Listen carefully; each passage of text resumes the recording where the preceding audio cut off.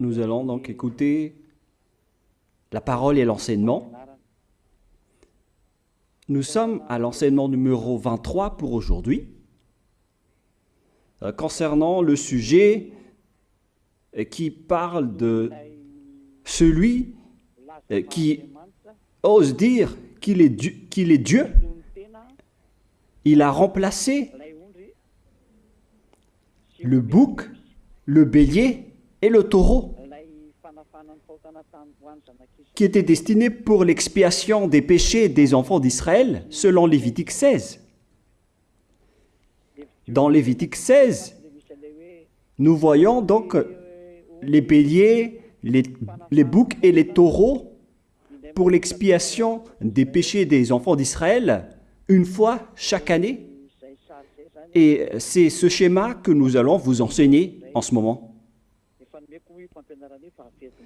En fait, j'ai déjà donné cet enseignement, mais je le rappelle aujourd'hui. Cette situation contredit directement la parole du Père Yahva, le Dieu d'Abraham, selon Deutéronome 4.2. Ne rajoutez rien et ne retranchez rien aux paroles. C'est dans Deutéronome 4.2 et aussi dans Deutéronome chapitre 13, à partir du verset 1, ou Deutéronome 12, 32. Nous allons donc lire maintenant Deutéronome 12, 32, car nous avons déjà vu autrefois le Deutéronome 4.2. Donc dans Deutéronome 12, 32, vous observerez et vous mettrez en pratique toutes les choses que je vous ordonne. Vous n'y ajouterez rien et vous n'en retrancherez rien. Voilà donc dans le Deutéronome 12, 32. Et dans Deutéronome 4.2, je vais répéter, Deutéronome 4.2, vous n'ajouterez rien à ce que je vous prescris et vous n'en retrancherez rien, mais vous observerez les commandements de Yahva, votre Dieu, tels que je vous les prescris. Cette parole précise bien alors que il ne faut pas rajouter ni retrancher les paroles que je vous ai données. De quelles paroles parle-t-on? Nous allons lire Lévitique chapitre 16 pour voir quelles sont les lois d'expiation des péchés pour les enfants d'Israël. Les voilà. C'est dans Lévitique chapitre 16, verset 3 d'abord, pour commencer. Voilà donc ce qu'on ne doit pas changer, alors que nous avons tous su, nous avons tous vu qu'ils les ont remplacés par Jésus ou Jesus. Ce n'est pas une diffamation, nous le voyons tous. Alors que chacun réfléchisse. Lévitique chapitre 16, verset 3. Voici de quelle manière Aaron entrera dans le sanctuaire. Il prendra un jeune taureau pour le sacrifice d'expiation et un bélier pour l'holocauste. Voilà, nous le voyons tous clairement, cette parole. Il existe donc le fait d'apporter un jeune taureau pour le sacrifice d'expiation, ainsi qu'un bélier pour l'holocauste. Verset 5. Il recevra de l'assemblée des enfants d'Israël 2 boucs pour le sacrifice d'expiation et un bélier pour l'holocauste. C'est-à-dire, en même temps, il y a un sacrifice de taureau, de bélier et de bouc. Lévitique chapitre 16, toujours, mais dans le verset 34. Ce sera pour vous une loi perpétuelle. Voilà.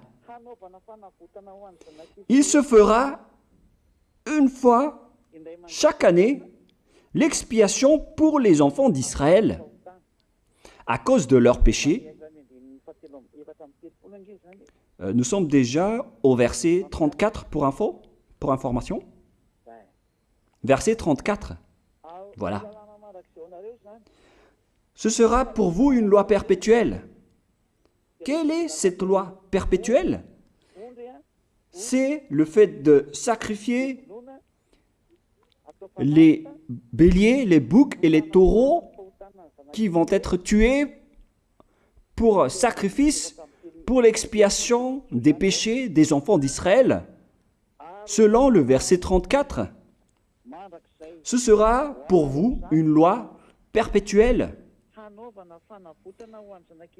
Il se fera une fois chaque année l'expiation pour les enfants d'Israël à cause de leurs péchés. Il y a une partie de votre texte qui est cachée en bas. À cause de leurs péchés. Voilà. Ici, donc, c'est bien clair que l'expiation du péché qui se fait une fois chaque année pour les enfants d'Israël, qu'on ne peut ni ajouter ni retrancher, ce sont les sacrifices des béliers, de taureaux et de boucs. On ne peut pas changer cela. On ne peut pas les remplacer en Jésus ou en Jesus. C'est une loi perpétuelle. Donc, si vous observez les 10 commandements, vous devez apporter des sacrifices de taureaux, de béliers et de boucs si vous voulez être expié de vos péchés. Voilà le schéma. Alors que, en réalité, la situation pour les religieux étranges, on ne voit pas ce qu'il veut en venir, mais ils ont osé intégrer Jésus ou Jesus pour remplacer le bélier, le taureau ou le bouc. Et ce sont eux-mêmes qui le confirment jusqu'à aujourd'hui. Nous voyons tous donc ici que Jésus ou Jesus n'est qu'un imposteur, un hors-la-loi. Et les hors-la-loi sont des envoyés du diable. Le diable, il a commis le péché depuis le commencement. Ce sont des transgresseurs de la loi. Donc c'est prouvé ici que Jésus est un hors-la-loi. Nous allons lire la parole, poursuivre, dans 1 Jean, chapitre 3. 1 Jean, chapitre 3, à partir du verset 4. Quiconque pêche transgresse la loi, et le péché est la transgression de la loi. Voilà, c'est bien clair que c'est le péché qui est la transgression de la loi. Un pécheur, donc, c'est un transgresseur de la loi. Et un hors-la-loi, c'est un pécheur. C'est clair alors que Jésus ou Jesus, c'est un hors-la-loi, c'est un transgresseur de la loi. Nous avons tous vu ensemble qu'il a pris la place du bélier et il a siégé, il s'est installé dans ce système. C'est pourquoi toutes les églises observent les 10 commandements et ils servent Jésus ou Jesus.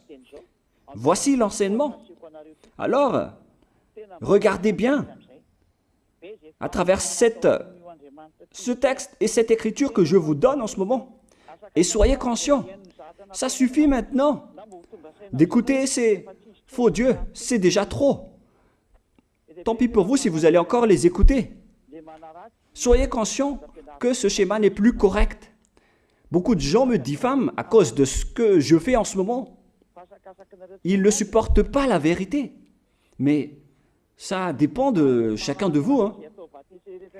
Et moi, je vous avertis, pour vous qui vont être baptisés et qui veulent être baptisés, mais qui entendent les diffamations et les critiques des autres, ne croyez pas en cela.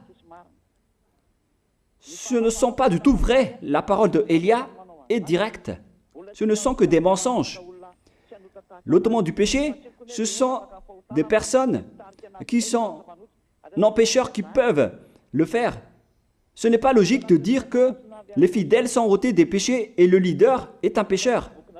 Ce n'est pas du tout écrit dans la Sainte Écriture. Ce qui est écrit dans la Bible, c'est que le bon arbre donne de bons fruits et le mauvais arbre de mauvais fruits.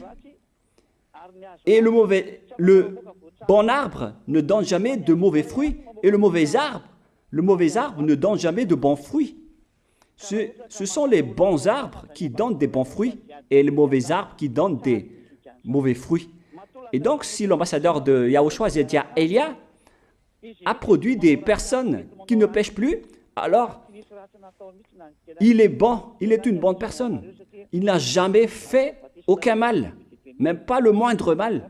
Voilà donc la leçon pour vous, car dans le cadre de ce baptême qui va arriver, il y a beaucoup de diffamation et de critiques. Donc je vous conseille de ne pas écouter cela, car ce n'est pas du tout la vérité. Ils font ça juste pour diffamer et blâmer la bonté de Yahushua, alors ne les suivez pas. Donc là, on voit bien que ce n'est pas de la diffamation. Nous avons tous vu ensemble. Je vous ai donné la parole. On a tous écouté et vu ensemble. On a jugé ensemble. Est-ce que ce Jésus ou Jésus a fait la vérité? Est-ce qu'il a dit la vérité ou pas? Si nous avons vu le livre de Moshe venant du Dieu d'Abraham qui a dit « Ne rajoutez pas et ne retranchez pas à ma parole ». Nous avons vu alors que ils ont remplacé par ce Jésus ou Jésus les sacrifices d'expiation du péché, en disant après que c'est ce dernier qui ôte les péchés. Ce n'est pas du tout vrai. Celui qui peut ôter les péchés selon les 10 commandements, c'est le bélier, ou bien le taureau, ainsi que le bouc. Ce sont ces bêtes qui peuvent ôter les péchés. Quelle est alors la raison pour laquelle les religieux sont entrés dans ce mauvais schéma? Car c'est vraiment un schéma qui transgresse la loi. Car ils ont contré bêtement le livre du Lévitique chapitre 16. Ils l'ont contré bêtement, directement. Et après, ils ont remplacé par leur faux Dieu. Un faux Dieu car c'est directement un hors-la-loi. Il a contredit le Dieu d'Abraham. Nous voyons la preuve ici qu'il a contredit vraiment le Dieu d'Abraham, qu'on appelle par le nom de Yahava et Yahushua son fils. Car ce Dieu d'Abraham, il a bien dit qu'il ne faut ni ajouter ni retrancher à ses paroles.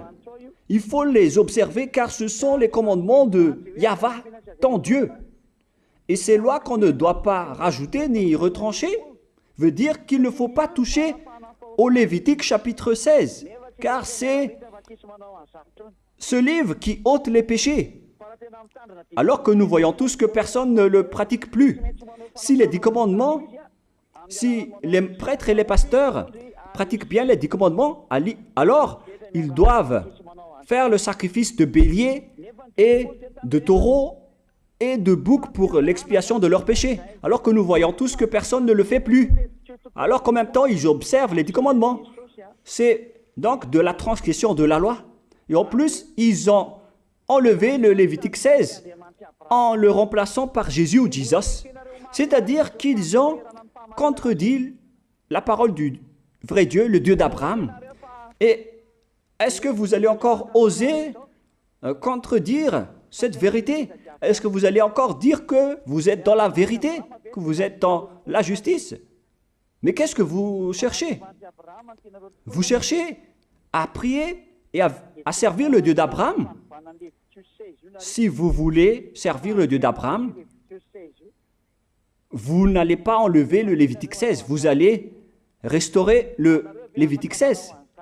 Mais est-ce que vous allez encore oser le faire? Est-ce que vous pouvez encore le faire? La réponse, non. Vous ne pouvez plus le faire. Alors que il s'agit de l'expiation de vos péchés. Et dans ce cas-là, c'est obligatoire de le faire. J'ai expliqué l'essentiel jusque-là, et après je vais vous donner la raison pour laquelle ils ont fait cette grande folie en intégrant dans le Lévitique 16, à la place du Lévitique 16, leur faux Dieu. C'est vraiment de la transgression de la loi. Vous n'avez pas servi le Dieu d'Abraham. Il n'aurait pas dû faire ça jusqu'à la fin, car il a dit qu'il ne faut pas ajouter ni retrancher à ses paroles, alors que vous avez osé le contredire et les changer. Nous allons donc voir maintenant dans Psaume chapitre 40, quelle est la raison pour laquelle les prêtres et les religieux ont arrêté le Lévitique 16 en le remplaçant par Jésus ou Jesus pour remplacer les boucs, le bélier et les taureaux. Et je vais vous expliquer la raison. Et eux, ils ne peuvent pas le nier car ils l'ont fait. Et si, par exemple, ils ne connaissent pas, alors il ne faut plus faire du n'importe quoi. Il faut que vous soyez enseigné par Élia, si vous voulez encore sauver votre esprit. Mais si vous ne voulez pas, alors tant pis pour vous et assumez les conséquences. Psaume chapitre 40, versets 6 à 8. Psaume 40, versets 6 à 8. Voilà donc le dégât qu'ils ont subi. Tu ne désires ni sacrifice ni offrande. Tu m'as ouvert les oreilles. Là, ils ont bien entendu et écouté que Dieu ne désire plus leur sacrifice et tout ce qui concerne ce sujet. Tu ne demandes ni holocauste, ni victime expiatoire. Ici donc, on est arrivé au stade où on n'a plus besoin des sacrifices. D'après ce schéma, alors, le Lévitique 16 a été supprimé. Et logiquement, puisque c'est une alliance qui a été détruite, alors on ne peut plus y entrer, car on ne peut pas ajouter ni retrancher aux paroles. Et donc, si on ne peut pas y entrer d'après la parole qui dit qu'on ne peut pas rajouter ni retrancher, si le Dieu d'Abraham a interdit le sacerdoce, alors logiquement, vous ne devez plus y entrer. Sinon, vous allez vous autoproclamer en tant que pécheur à jamais, alors que les pécheurs et les malfaiteurs n'iront jamais au ciel des cieux. C'est clair alors que c'est devenu un sens interdit, les 10 commandements et les lois de Moïse, d'après ce schéma, car c'est la relation avec le Père Yahva qui a été détruite, qui a été supprimée, car il n'y a plus d'expiation de péché pour vous. Alors vous êtes fous si vous allez encore entrer dans ce schéma.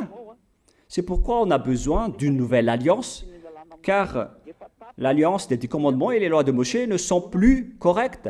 C'est devenu supprimé, car on ne peut plus faire le sacerdoce, mais les religieux ainsi que les faux dieux, ils ne se sont pas...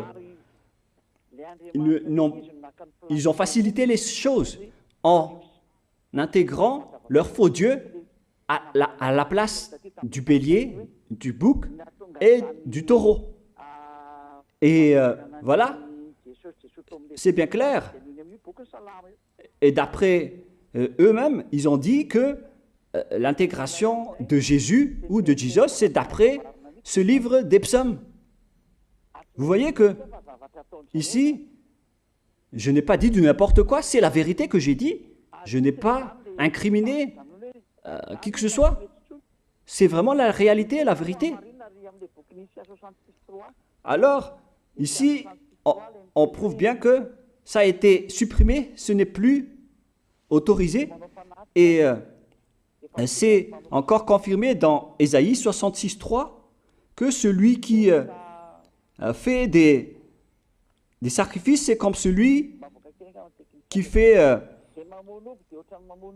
de l'idolâtrie. Celui qui immole un bœuf est comme celui qui tuerait un homme. Celui qui sacrifie un agneau est comme celui qui romperait la nuque à un chien. C'est vraiment toute une histoire si vous allez faire cela. Celui qui présente une offrande est comme celui qui répandrait le sang d'un porc. Alors qu'à l'époque des 10 commandements, c'était carrément interdit. celui qui brûle de l'encens est comme celui qui adorait des idoles. Ici donc, toutes les sortes de sacrifices ont été bloqués. C'est devenu interdit. C'est pourquoi le faux Dieu est entré dans Lévitique chapitre 16. Alors qu'ils n'ont pas du tout vu de leurs yeux qu'on ne peut pas ajouter ni retrancher aux paroles. Ils n'ont jamais vu et connu ces paroles. Il a fallu attendre l'arrivée de Élia pour vous montrer toute la vérité, pour vous montrer toutes les vraies paroles. Alors, il faut suivre Élia. Suivez Élia. Et c'est ce terme qui dit de suivre Élia que les gens ne supportent pas du tout. Mais qu'est-ce que je vais dire d'autre? Je vais vous dire de suivre qui? Alors que vous êtes tous pécheurs. Est-ce que vous allez suivre les pécheurs pour aller en enfer? Vaut mieux suivre Élia, car ceux qui l'ont suivi ne pêchent plus. C'est quoi le problème? Si c'est de la jalousie, alors vous n'êtes pas du tout sage. Mais si vous êtes sage, vous devrez être content en m'écoutant. Si vous cherchez ce Dieu d'Abraham, vous devez être très content en dansant à la maison en disant « Merci Élia, voilà ce que j'attendais ». Au lieu de dire des colères et de la haine, moi je vous donne de la parole de l'amour pour vous sauver. Alors sachez bien écouter. Et après, ils l'ont continué dans 40, verset 7 maintenant. Alors je dis, voici je viens avec le rouleau du livre écrit pour moi. Verset 8, je veux faire ta volonté, mon Dieu, et ta loi est au fond de mon cœur. Et eux, ils ont pris cette parole en disant que nous avons vu ce terme de rouleau du livre et directement, ils ont dit que on doit intégrer dans les 10 commandements le Fils du Très-Haut qui s'appelle Yahushua. Ils l'ont intégré dans les 10 commandements. Pour vous qui sont dans le mauvais sens, vous l'appelez Jésus. Vous avez intégré dans les 10 commandements votre Jésus, mais Yahushua n'entrera jamais là-dedans car c'est vraiment interdit, c'est un tabou. Le sens du rouleau du livre que Yahushua a parlé ici, c'est qu'on parle de son histoire dans le Sefer Torah juif. C'est-à-dire que le Sefer Torah juif a parlé de lui. Nous allons lire la parole à ce sujet. En parlant du rouleau du livre, ce n'est pas qu'il est entré dans le Lévitique 16. Non, c'est un tabou, c'est interdit. Mais il a parlé de son histoire. En parlant du rouleau du livre, nous allons lire la parole concernée à ce sujet. Selon Luc, chapitre 24, verset 44. Luc 24, 44. Puis il leur dit, « C'est là ce que je vous disais lorsque j'étais encore avec vous, qu'il fallait que s'accomplisse tout ce qui est écrit de moi dans la loi de Moïse, dans les prophètes et dans les psaumes. » Toutes les paroles qui parlent de lui dans la loi de Moïse, dans les prophètes et dans les psaumes. C'est ça qu'on parle ici. Mais il n'a jamais dit qu'il va remplacer le Lévitique 16. Au contraire, c'est un tabou, c'est un blasphème devant le Père Yahva, qui a déjà dit qu'il ne faut jamais ajouter ni retrancher ses paroles. Donc, les paroles qui parlent de lui, ce sont les paroles de la nouvelle alliance qu'il va instaurer, qu'il va exécuter. La raison pour laquelle il sera crucifié, c'est qu'il va instaurer la nouvelle alliance en versant son sang. Voilà de 1. Maintenant, nous allons lire le livre de Jean 5,46. Jean 5, 46.